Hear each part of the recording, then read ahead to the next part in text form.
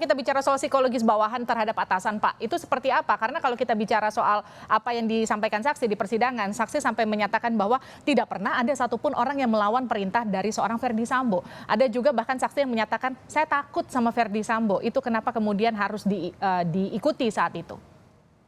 Ya mungkin kurang beberapa begini. Kalau zaman-zaman ABRI dulu kita kan ada Santi Haji, Santi Karma, itu arahan pimpinan, arahan-arahan pada satu upacara itu harus sampaikan bahwa tidak perlu takut pada seseorang. Takut itu sama ya satu sama Allah Subhanahu wa taala, sama Tuhan. Yang kedua sama hukum, sama undang-undang yang ada. Itu aja. Takut sama manusia buat apa gitu? Takut sama setan mungkin masih ada ya. Takut sama manusia apa yang harus takuti? Apa yang takuti manusia itu gitu aja.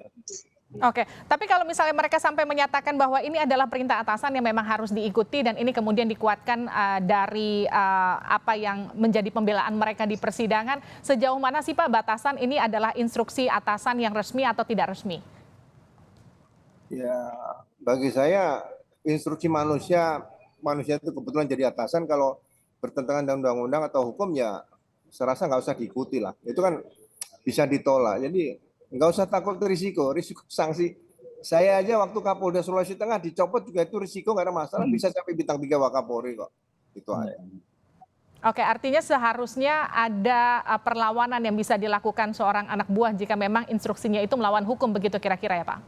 Ya, cuma secara etis lah, mohon izin Pak, kami tidak bisa laksanakan. Ya, misalnya kita disuruh pimpinan, kamu tagih utang saya ke sana nih, saya punya utang orang itu. Ya jangan dilaksanakan, nagih utang bukan tugas pokok polisi kan gitu. Nah, seperti itu. Kalau saya dipukul sama orang nih, siap komandan laporan dulu, nanti kami ikut bantu nangani. Ini seperti itu kan sudah ada mekanismenya. Jadi jangan keluar dari norma aturan yang sudah diatur dalam peraturan kepolisian atau peraturan Kapolri dan sebagainya. Itu kan kalau untuk atasan dan bawahan secara struktural, tapi kalau fungsi mereka sebagai pengawal dan ajudan yang melekat begitu Pak, bagaimana Pak teknisnya untuk kemudian bisa melawan instruksi dari atasannya?